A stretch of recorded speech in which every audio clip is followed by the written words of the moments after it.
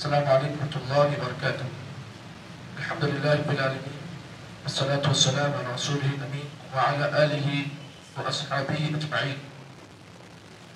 باب فضل البكاء من خشیۃ اللہ وشوقا الیہ قال اللہ تبارک وتعالی ويقرون للأذقان يبكون ويزيدون خشوعا وقال تعالى أفمن هذا الحديث تعجبون وتضحكون ولا تبكون. وعن عبد الله بن مسعود رضي الله تعالى عنه قال قال لي النبي صلى الله عليه وسلم اقرأ علي القرآن.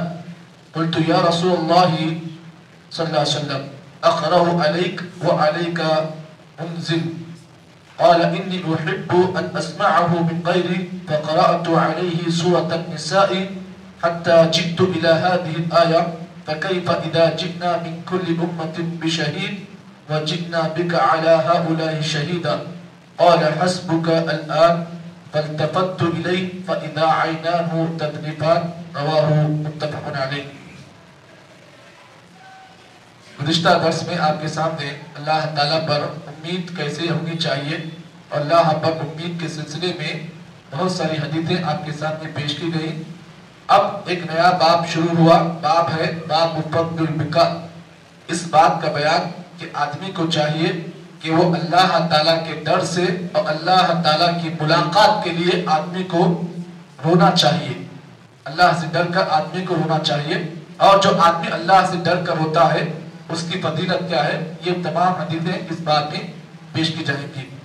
قرآن مجید کی جو آیت کریمہ اس باب کی شروعات میں میں نے بیان کی ہے, اللہ تعالیٰ نے فرمایا وَيَقِدُونَ لِلْأَذْقَانِ يَبْكُونَ وَيَزِيدُهُمْ خُشُوعًا. اللہ نے فرمایا ہمارے نیک بندے وہ ہوتے ہیں جو ہمارا جب کلام سنتے ہیں, قرآن مجید کی آیتیں سنتے ہیں, تو قرآن مجید کی آیتیں سننے کے بعد اپنے پیشانیوں کو وہ لوگ اللہ کے سامنے جھکاتے ہیں. وَيَزِيدُهُمْ خُشُوعًا. اور ان کی اس قرآن مجید کی اس تعظیم کی وجہ سے اللہ تعالیٰ ان کے خشوع و خضوع میں اضافہ کرے گا. دوسری آیت کریمہ جو آپ کے سامنے پیش کی وہ سورہ نجم کی آیت نمبر 59 اور 60 ہے. اللہ نے فرمایا لوگو کیا تم اس قرآن مجید کی آیتیں سن کر کیا تم تعجب کرتے ہو وَتَضْحَكُونَ وَلَا تَبْكُونَ. اور تم لوگ قرآن مجید کی آیتیں پڑھ کر ہنستے ہو روتے نہیں ہو. اس سلسلے میں جو حدیث میں نے آج کے درس میں آپ کے سامنے پیش کی وہ راوی ہے حضرت عبداللہ بن مسعود رضی اللہ تعالیٰ. فرماتے ہیں میں نے اللہ کے نبی صلی اللہ علیہ وسلم کو میں نے اللہ کے نبی صلی اللہ علیہ وسلم نے ایک مرتبہ مجھ سے کہا, میں اللہ کے نبی کے ساتھ بیٹھا ہوا تھا, اللہ کے نبی نے مجھ سے کہا اقرأ علی القرآن, اے عبداللہ میرے سامنے قرآن مجید کو پڑھو. تو میں نے جواب میں کہا یا رسول اللہ, اللہ کے رسول اقرأ علیک وعلیک انزل. اللہ کے رسول میری کیا مجال کہ میں آپ کے سامنے قرآن مجید کو پڑھوں جبکہ یہ کتاب آپ پر نازل کی گئی. نبی اکرم صلی اللہ علیہ وسلم نے جواب میں کہا انی احب ان اسمع من غیری, میں پسند کرتا ہوں کہ قرآن مجید کو میں اپنے سے بڑھ کر کسی اور سے سننا میں پسند کرتا ہوں. فقرأت علیہ سورۃ النساء. نبی کا جب حکم آیا تو میں نے نبی کے حکم کی تعمیل کرتے ہوئے میں نے اللہ کے نبی کے سامنے سورۃ النساء کی تلاوت کی. حتی جئت الی ہذہ الآیہ. جب میں اللہ کے نبی کے سامنے سورۃ نساء کو پڑھ رہا تھا اس آیت پر میرا گزر ہوا. کون سی آیت؟ فَكَيْفَ إِذَا جِئْنَا مِنْ كُلِّ أُمَّةٍ بِشَهِيدٍ. اس وقت کا حال کیا ہوگا جب اللہ تعالیٰ کے سامنے ہر آدمی کو اس کے سامنے گواہ بنا کر پیش کیا جائے گا. وَجِئْنَا بِكَ عَلَىٰ هَؤُلَاءِ شَهِيدًا. اے نبی ہم آپ کو ان تمام لوگوں کے پاس ان لوگوں کے سامنے ہم آپ کو گواہ بنا کر لائیں گے. قال حسبك الآن. نبی صلی اللہ علیہ وسلم نے جب حضرت عبداللہ بن مسعود اس آیت سے گزر رہے تھے آپ نے کہا حسبك الآن, اے عبداللہ رک جاؤ رک جاؤ. راوی کہتے ہیں میں نے اللہ کے نبی صلی اللہ علیہ وسلم کو نگاہ اٹھا کر دیکھا تو میں نے کیا دیکھا فَإِذَا عَيْنَاهُ تَذْرِفَانِ. اللہ کے نبی کی دونوں آنکھیں اشکبار تھیں. نبی اکرم صلی اللہ علیہ وسلم زار و قطار رو رہے تھے. اس حدیث کے امام بخاری اور مسلم نے اپنی صحیحین میں روایت کیا. اب آئیے اس حدیث سے ہمیں اور آپ کو کیا ملا؟ معلوم یہ ہوا کہ قرآن مجید یہ اللہ تعالیٰ کی طرف سے نازل شدہ ایک ایسی کتاب ہے جس کے اندر اللہ تعالیٰ نے برکت کو رکھا ہے.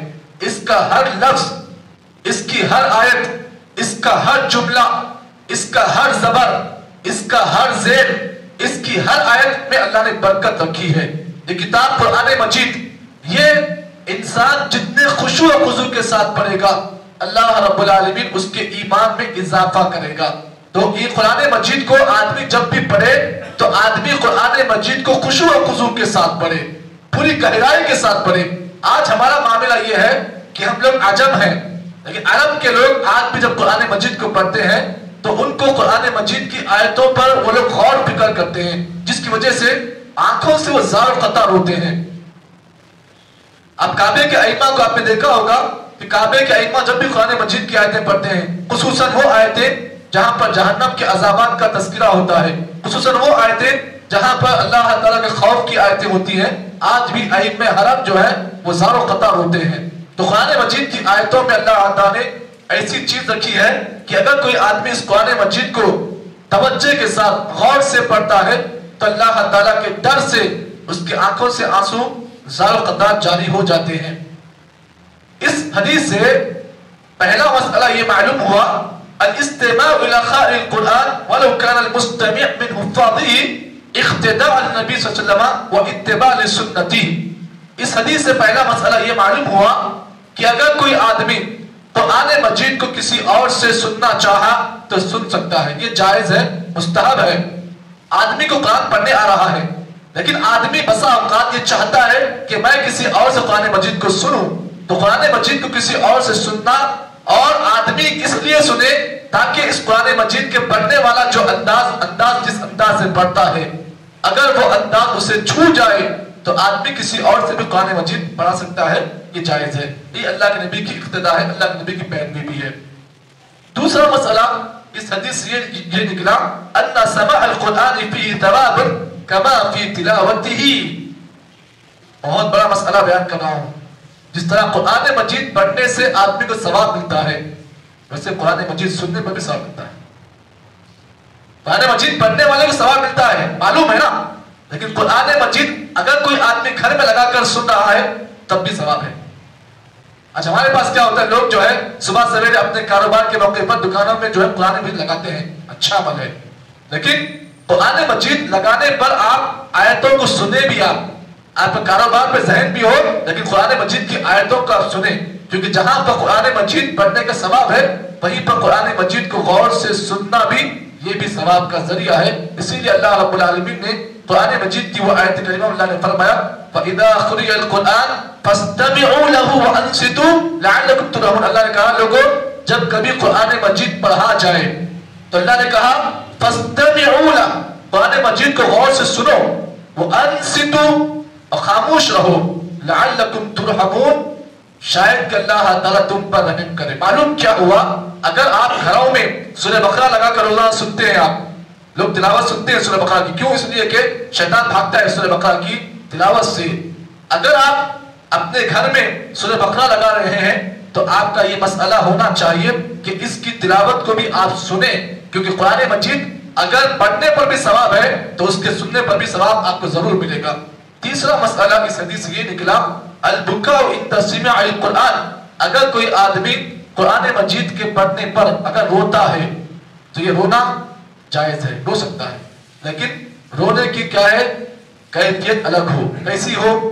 زار و قطع سے آپ نہ روئیں، چیخ پکار کر نہ روئیں. آپ رونے کا بھی ایک انداز ہے، آپ کی آنکھیں جو ہیں اشک بار ہوں اور آپ کی زبان سے کوئی چیخ اور پکار نہ ہو.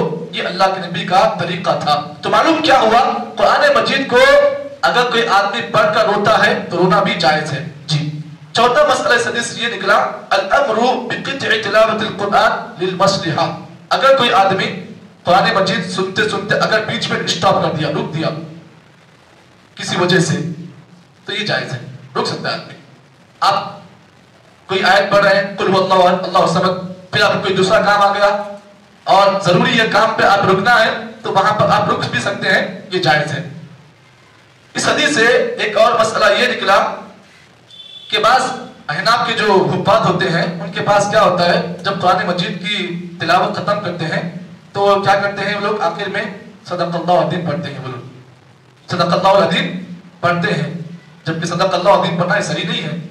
جبکہ اللہ کے نبی صلی اللہ علیہ وسلم نے کیا کیا، عبداللہ بن مسعود قرآن مجید پڑھ رہے تھے، آیت سے گزر ہوا، آیت نے کیا کہا، حسبک الان، رک جاؤ ٹھہر جاؤ۔ لیکن ہمارے پاس بعض حفاظ جو ہیں مدرسوں میں پڑھ کے آتے ہیں، لیکن ان کے پاس جو استاد جو سکھاتے ہیں، ہمارے پاس بعض لوگ سیکھ لیتے ہیں، وہ کیا کرتے ہیں قرآن مجید کے آخر میں جب آیت کو ختم کرتے ہیں تو وہ لوگ کیا پڑھتے ہیں، وہ لوگ آخر میں ایک عجیب اور غریب جملہ پڑھتے ہیں، وہ لوگ صدق اللہ العظیم، جبکہ اس کا ثبوت نہ اللہ کے نبی کی قرآن کے نہ اللہ کے نبی صلی اللہ علیہ وسلم کی احادیث میں ہے، نہ سلف صالحین کے اقوال میں ہے۔ تو معلوم کیا ہوا، قرآن مجید کی تلاوت ختم کرنے پر صدق اللہ العظیم ایسے جملے کرنا یہ صحیح نہیں ہے، کیونکہ اس لیے کہ صدق اللہ العظیم کا معنی یہ ہے کہ اللہ تعالیٰ کا کلام سچا ہے، یہ بولنے سے نہیں ہوتا ہے، بلکہ اللہ کا کلام سچا ہے، آپ بولے بھی تو سچا ہے، نہیں بولے بھی تو سچا ہے، جبکہ یہ الفاظ کا اضافہ کرنا نہ یہ اللہ کے نبی سے ثابت ہے، نہ خلفائے راشدین سے ثابت ہے، نہ سلف صالحین کی کسی ائمہ سے یہ چیز کہنا ثابت نہیں ہے۔ تو یہ کچھ مسائل تھے جو اس حدیث کی روشنی میں آپ حضرات کے سامنے پیش کیے گئے ہیں۔ اللہ سے دعا کرے کہ اللہ تعالیٰ مجھے اور آپ کو جتنی باتیں اس حدیث کی روشنی سے بتائی گئی ہیں، اللہ صحیح معنی میں ان باتوں کے مطابق عمل کرنے کی توفیق عطا فرمائے۔ سبحان اللہ بحمدہ، سبحان اللہ وبحمدہ، اشہد ان لا الہ الا انت، نستغفرک ونتوب الیک۔